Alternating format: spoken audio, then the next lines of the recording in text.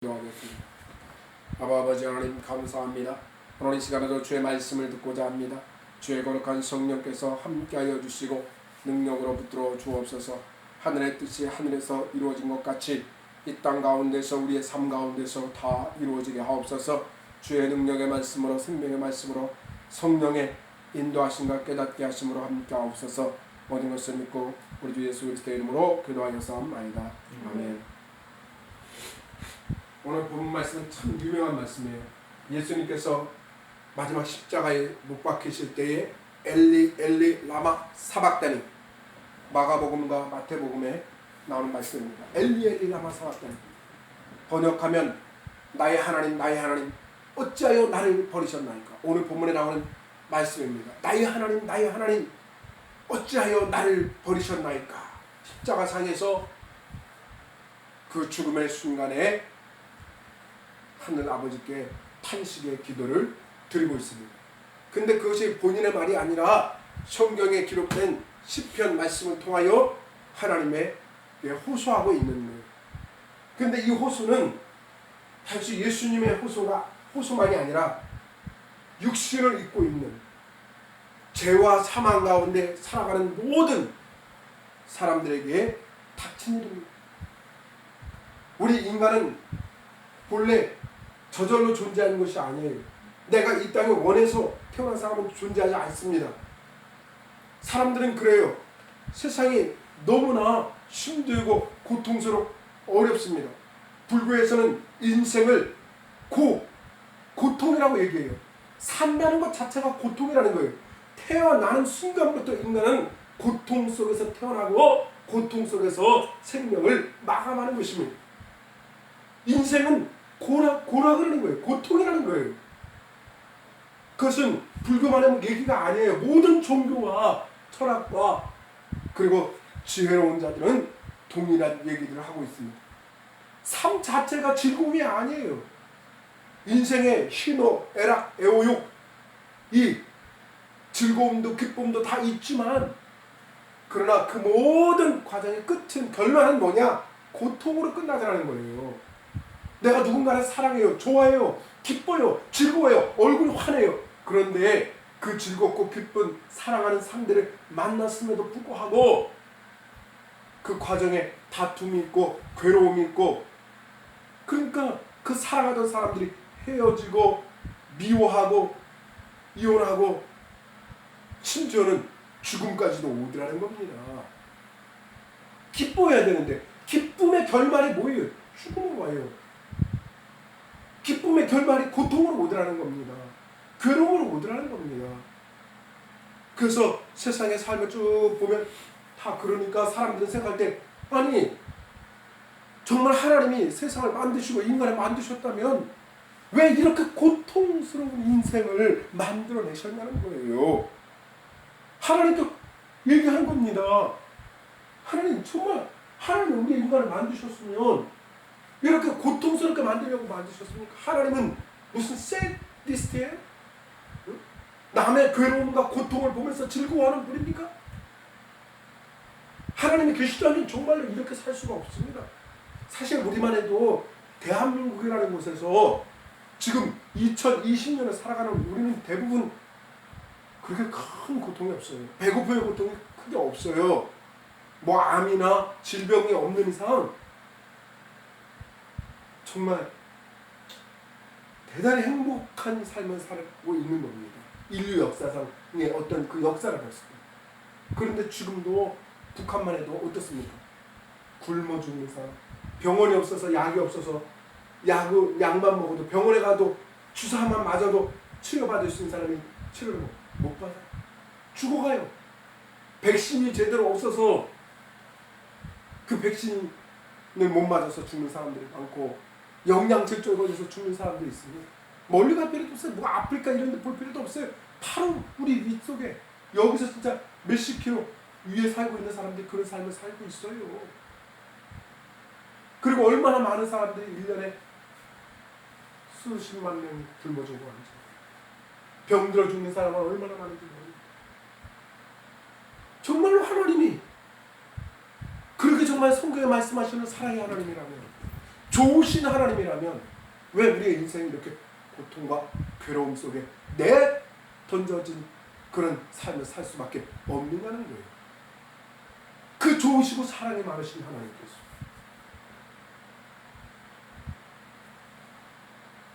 그때 인간은 부르짖는 겁니다.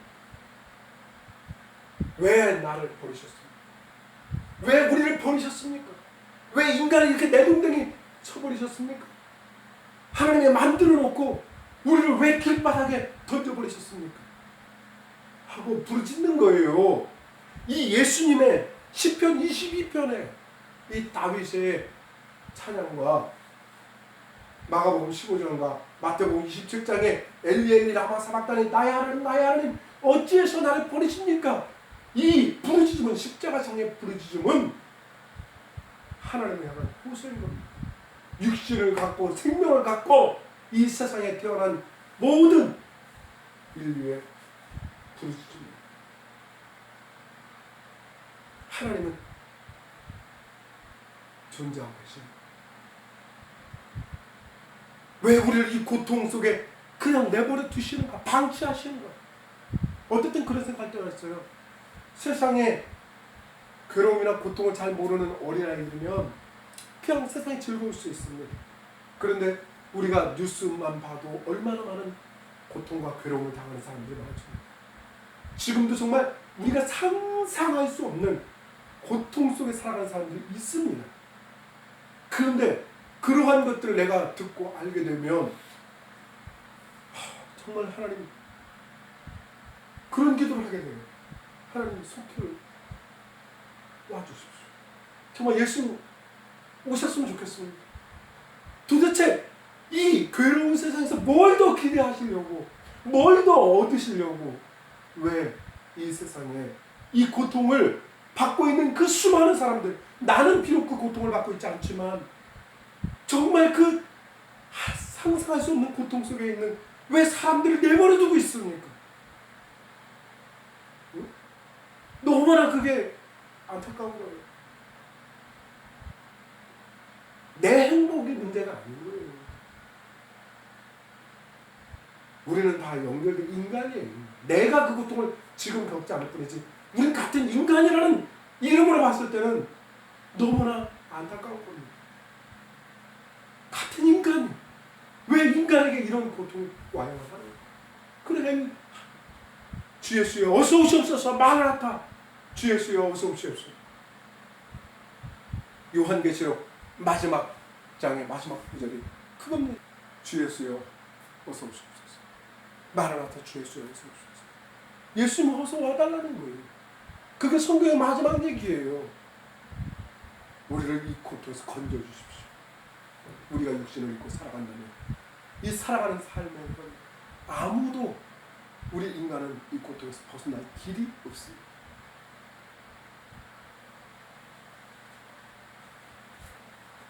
근데 이렇게 보면은 하나님이 없다고 말하는 게 정상이에요.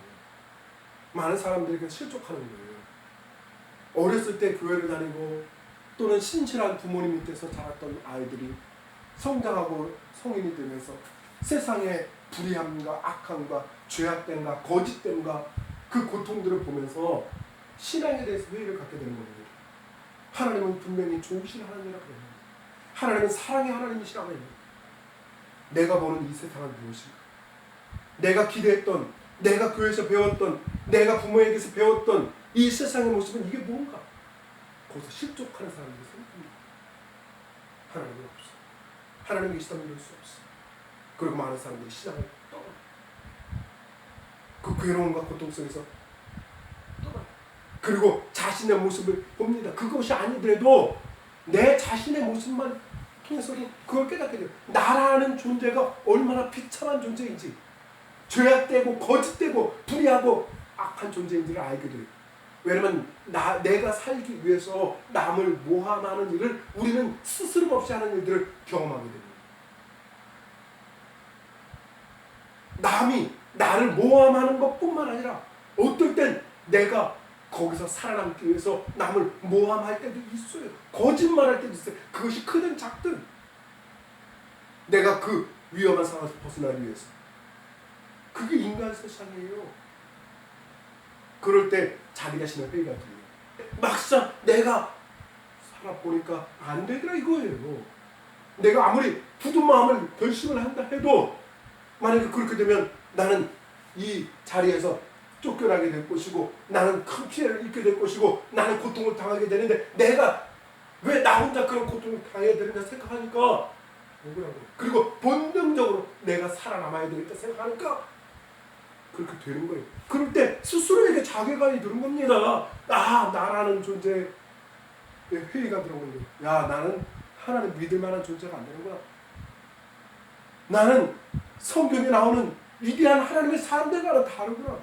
나 같은 사람이 무슨 하나님을 믿는다고? 나 같은 사람이 어떻게 천국 갈 수 있나? 나 같은 사람이 어떻게 구원받은 백성일 수 있나? 그리고 점점 마음에 고통 때문에 신앙을 멀리하게 돼요. 교회를 나오긴 나오지만 더 이상 목사님의 설교가 내 마음에 꿰뚫지 못합니다. 왜? 이미 내 마음에 벽이 냉랭해지고 벽이 쳐져 있어요. 나는 어쩔 수 없어. 교회 안에서는 거룩한 척, 사람들한테 신앙인인 척, 좋은 사람인 척 하지만 막상 교회 밖에 딱 나가서 사회 속에 딱 들어가는 순간 나는 그 사람들, 하나님을 믿지 않는 사람과 동일한 삶을 나는 살아가고 있어요. 그러다 보니까 점점 말씀이 처음에는 죄책감 속에서 나를 고통스럽게 했는데 이제는 내가 살려고 그 죄책감을 자꾸 없애게 되는 거예요. 에이, 안 돼. 저건 성경에 쓰여진 얘기일 뿐이야. 좋은 말일 뿐이야. 그렇게 살 수 있는 사람이 어디 있어?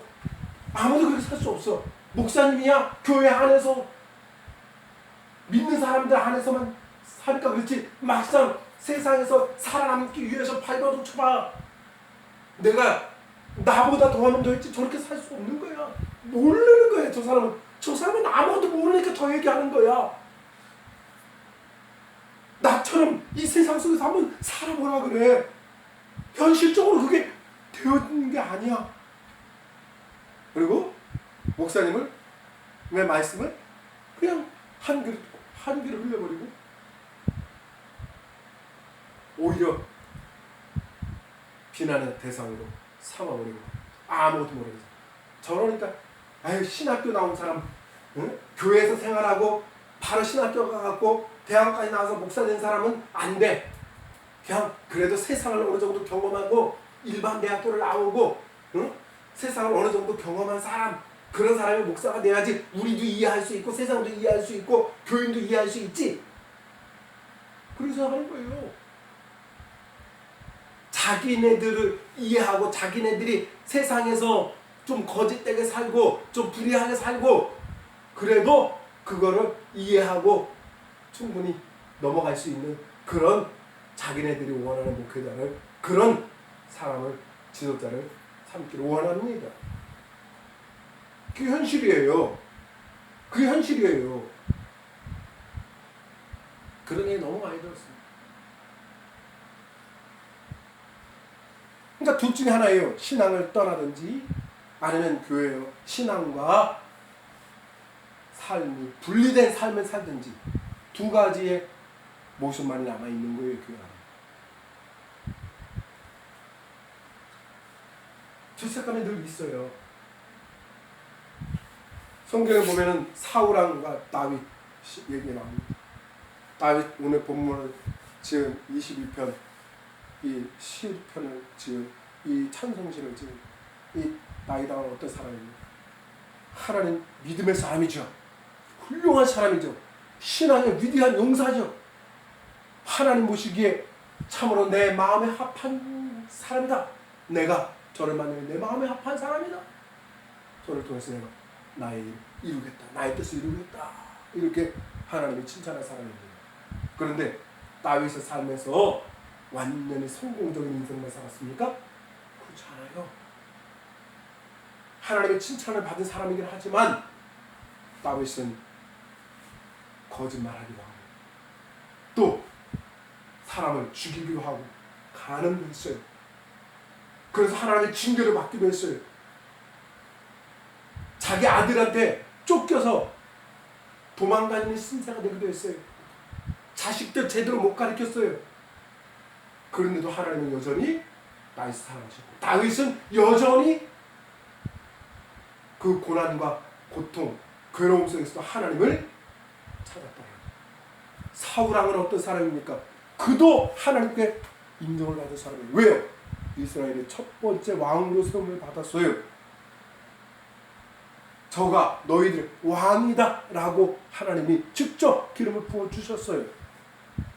아무나 그렇게 되는 게 아닙니다. 그런데 사울왕은 어땠습니까? 사울왕도 죄를 졌어요. 사람은 완벽하지 못해. 그거를 분명히 인정해야 돼요. 하나님께 그렇게 칭찬받고 인정받았던 사울왕도 교만한 마음이 들고 제사장만 되어주는 제사를 자기가 급한 마음에 제사 드리게 하고, 하나님의 말씀이 안 들린다고 무당한테 찾아가서 앞일을 물어보다가 결국에는 스스로 전쟁터에서 적의 목숨이 경계에 달리니까 내가 적의 죽느니 차라리 네가 나를 죽여라. 그러고서 자기 칼을 들고 있는 사람한테 자기를 죽이게 만들었어요. 자살한 거예요. 성경에 베드로와 또 유다라는 사람이 있어요. 가룟 유다라는 사람이 있어요. 베드로, 예수님이 칭찬한 베드로 반석, 원래 시몬이라는 사람이에요. 근데 너는 베드로라. 내가 이 반석 위에 내 교회를 세우리라. 지금 카톨릭의 교황이라는 사람, 이 사람이 자기를 일대 교황이 베드로고 자기가 그 베드로의 후예는 자처하고 있어요. 교황들은 베드로가 일대 교황이라고 얘기를 해요. 생각을 하고. 근데 보십시오. 베드로가 신앙을 주는 그리스도시 살아계신 하나님의 아들이라 고백했을 때 예수님, 야, 요나의 아들 시몬아, 내가 참으로 복이 있구나. 이것은 내가 이게 아니라 혈육이 아니라 하늘에 계신 내 아버지시다. 그러면서 칭찬하시면서 내가 이 반석에 내 교회를 세우겠다. 음부의 권세가 이기지 못할 것이다 하면서 칭찬하셨는데, 바로 다음 순간 예수님이 십자가 진다는 얘기 딱 할 때 그리스도가 그런 일을 당할 일이 없습니다 하고 오히려 막 분내고 덜싸 한다니까 예수님이 뭐라고 말했습니까? 사탄아, 내 뒤로 물러가. 너는 나를 넘어지게 하는 자로다. 내가 하나님의 일을 생각지 아니하고 사람의 일을 생각하는구나. 바로 얼마 안 돼갖고 예수님 앞에 비난받는 자가 됐습니다. 뿐만입니까? 나는 죽는 데까지도 예수님 쫓아가겠습니다. 마지막 성만찬 때 당당하게 예수님 앞에서 부르짖었던 베드로가 예수님이 잡히시는 그 시간에 자기의 목숨을 아끼는 마음에 예수님을 버리고 냅다 도망갔어요. 내가 죽는 데까지 가겠다고. 그 전날 밤에 그랬는데 하루도 안 돼서. 그런데 예수님 버리고 도망갔어요. 근데 가룟 유다는 어땠습니까? 예수님 팔아먹었죠. 스스로 후회하고 스스로 목매달아 죽었습니다. 자, 다윗과 사울, 베드로와 가룟 유다, 이 네 사람, 이 사람들은 동일한 사람이에요. 별다를 거 없어요. 똑같이 하나님의 기름을 부음을 받았고 똑같이 예수님의 제자로 선택을 받았던 사람들이에요. 근데 한 사람은 끝까지 예수님 안에서 믿음의 사람으로 성경에 기록되어 있고, 한 사람은 스스로 후회하고 자책하며 목숨을 끊어버리는 비참한 만로를 경험했습니다. 그러면 이 두 사람의 차이가 뭡니까? 이 각각 두 사람의 차이가 뭡니까? 오늘 본문에 나오는 말씀이에요. 엘리 엘리 라마 사박다니, 나의 하나님 나의 하나님 어째서 나를 버리십니까? 그것은 똑같은 인간의 부르짖음이에요. 하나님의 목소리가 들리지 않고 하나님의 도우심이 없고 내가 아무리 부르짖어도 많은 고통을 겪어도 하나님의 은혜와 하나님의 도우심이 없단 말이에요. 그럴 때 낙심하는 마음은 똑같아요. 아, 하나님 나를 버리셨나 보다. 내 인생은 여기서 끝나는 거 아닐까. 수많은 사람이 나를 비난하고 저주하고 나를 괴롭게 하는데,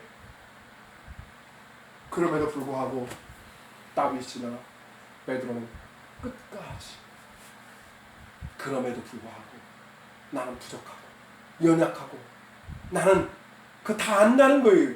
그럼에도 불구하고 하나님은 결코 하나님께 나오는 자, 결코 하나님 앞에 나와서 부르짖는 자의 그 외침을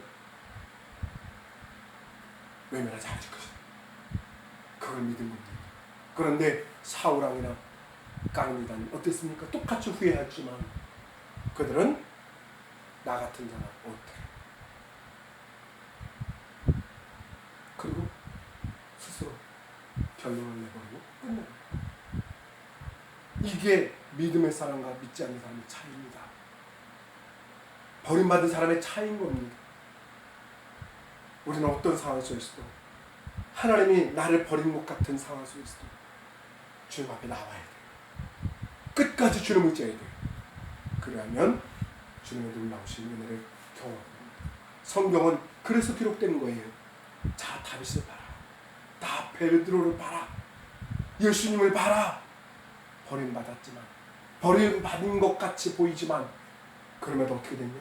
저들은 끝까지 나를 기억하고 나의 선함을 의심하지 않고 끝까지 나를 나갔어. 그런데 사울이나 가룟유다는 어떻게 됐니? 숨죽었어. 그들은 믿지 않았어. 믿음이 없이는 하나님을 기쁘시게 못하는, 하나님께 나간 자는 반드시 저와 계십니다. 그리고 자기를 찾는 자들에게 상을 베푸시는 이 믿어야 된다. 이것이 오늘 우리의 믿음이 되기를 바랍니다.